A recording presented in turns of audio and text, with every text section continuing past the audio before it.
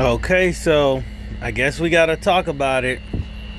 Even though my video that I made earlier today about, Raw going to be mid, but it shouldn't be, is totally correct.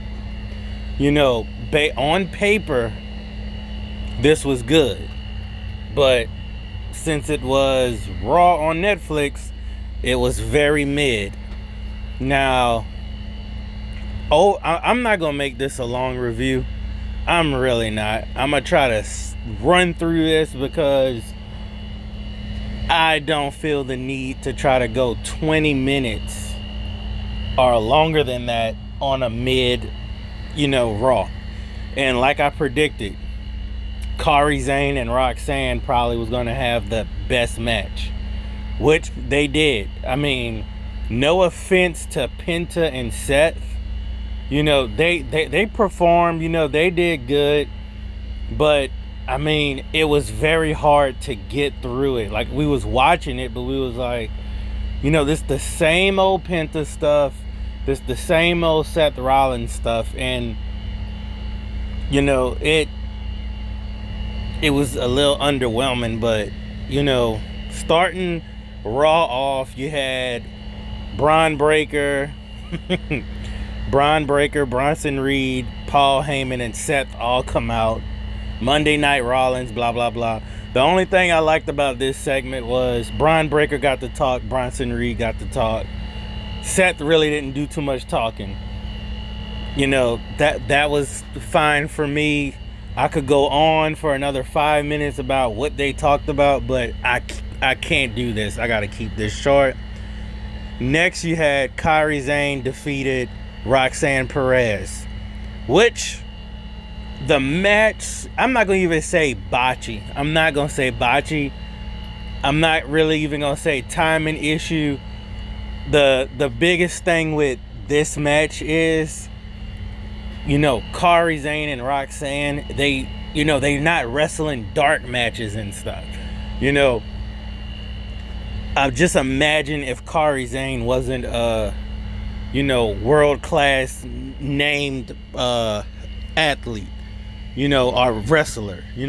Imagine if she was just someone that was brought up from NXT or, coming from some indie promotion that wrestles once a month. This would be horrible. But luckily, she got 10 plus years in the game, more than 10. And, timing a little bit off when it first started, but they got into the groove of things.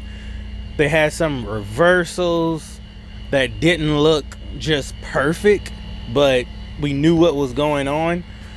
And Kairi Sane is a high flyer. She did a lot of just diving out the ring type stuff that we see every single match now. She does that jumping forearm. And Kairi Sane picked up the win, even though Raquel was, interfering a little bit. But like I predicted, Kabuki Warriors are back. So once, Sami Zayn won, they tried to jump her. Asuka came running out there, help her.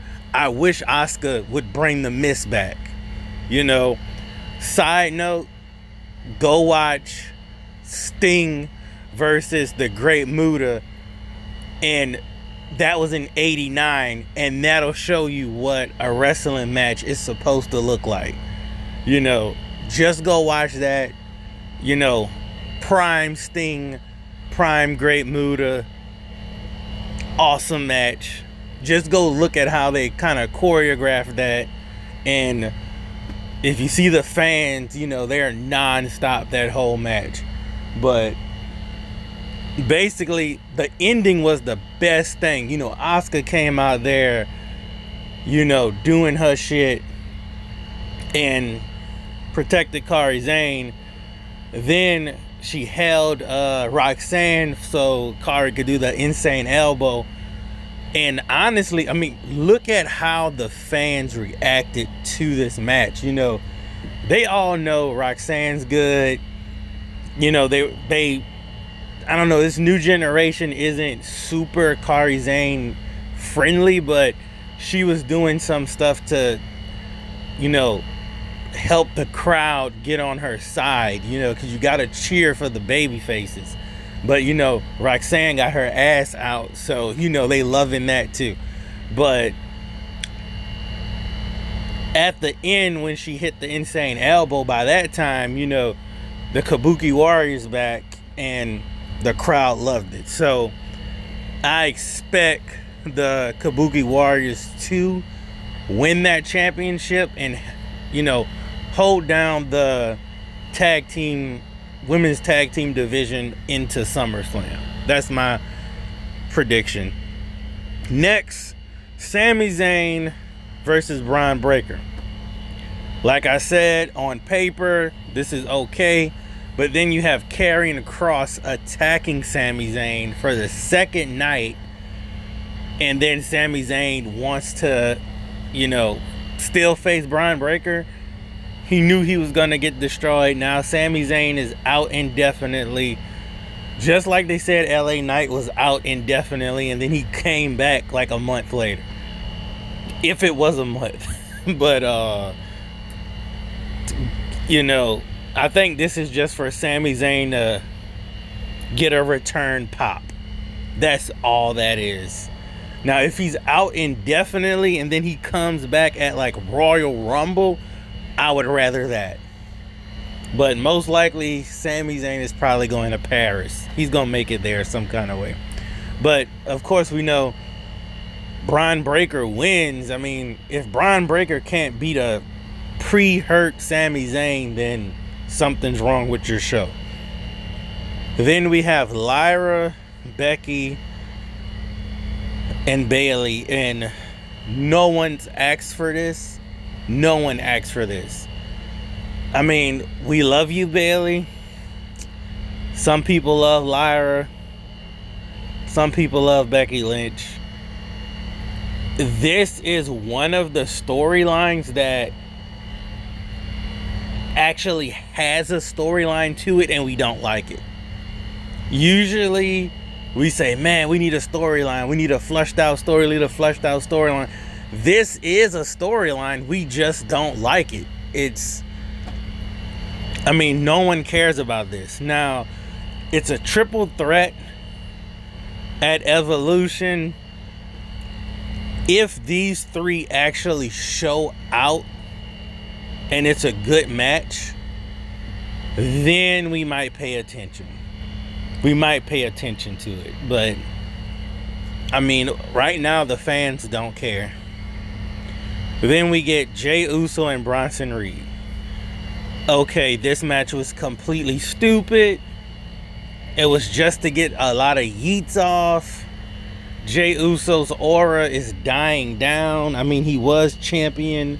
They gave it to him. Okay. Man, the moveset is getting tired. It's getting really tired. I mean, like I say, him and Seth Rollins had a good match. We really need that again. But, man, this was tiresome. I'm even yawning talking about it. But Bronson Reed was like, yeah, I'm going to give you 7 tsunamis, you know, earlier on. He gave him 2. And what I didn't like is, why in the world is the whole back office running out to the ring to stop someone from doing their finishing move? I mean, it's dumb. It's really dumb. But, you know, Bronson Reed versus Jey Uso, I wouldn't mind seeing if it's, you know, give us a little more story. Maybe 2 more weeks of build up a little story. Give us a Extreme Rules match or something. You know, Paul Heyman was an ECW guy. You know, pull some strings, give us a street fight with Jey Uso and Bronson Reed. I think we'll like that. Next we had El Grande and Dragon Lee. Everyone knows this Ludwig Kaiser. I actually like this El Grande Americano character, because now you know, this is creative, okay? This is creative, you know. Now you can have other people portray El Grande, and the manager is acting like he doesn't know it's Chad Gable. You know, he can pretty much do what he wants. If someone's injured, hey, I'm El Grande now. You know, anyone could be El Grande. Now, I'm pretty sure we're going to get an El Grande versus El Grande match. Probably. That might happen at SummerSlam. You know. Or we might get Chad Gable versus El Grande. Which is stupid. But honestly, this match was honestly better than Penta and Seth, which is crazy I'm even saying that, but it was. Then we get Goldberg to confront Gunther. I don't even know what the hell Goldberg even confronted Gunther about, but I mean, WWE is punishing Gunther for something. You know, Gunther is getting disrespected and he's your champion. There has to be doing this for some reason. They have to be. You don't smack a mic out of the champion's hand and then, you know, Gunther runs away from Goldberg. I kind of get that, but at the same time, I mean, Gunther, you're world heavyweight champion. You know, brawl with Goldberg. I mean, Goldberg's old and he almost killed The Undertaker the last time he wrestled. So, I get it. Goldberg is only there for a cheap pop. That is it. Now, unless you want to go further with this Goldberg situation and have him win the title, that'll turn some heads. That'll get everyone looking at WWE, and it'll be good for ratings if Goldberg goes to SummerSlam and defends that title. You know, SummerSlam is in August. Like the beginning of August. You might as well let Goldberg win and bring it on home at SummerSlam. You know, I think he can go to, if he should be able to go to distance for 2 months. Come on. Next, Seth Rollins versus Penta. And not to say this was a bad match. This was just the underwhelming, you know, match that you get all the time from Penta and Seth Rollins. You know, not that they had terrible botches. I mean, it's almost that thing where you have high school football, college football, and NFL. You expect to see a certain match or a certain game with college, with NFL, and high school. And what happened with this Seth and Penta match is, you know, it's the same old. You know, Seth and Penta are world class. But the match they gave us was a little toned down, just raw, choreographed, you know, same old.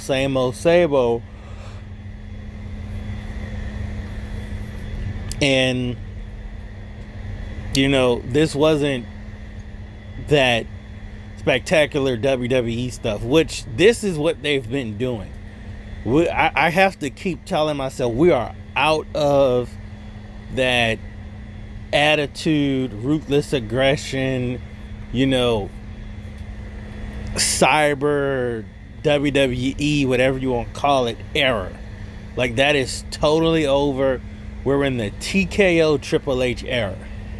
And I have to keep telling myself that we are in Paul Levesque's era. This is what his era is. So if we're going by that, you know, in Triple H's eyes, this is the best match ever. You know, this is the best match that he could do, you know, in the Paul of X era. So, you know, on a scale of 1 to 10,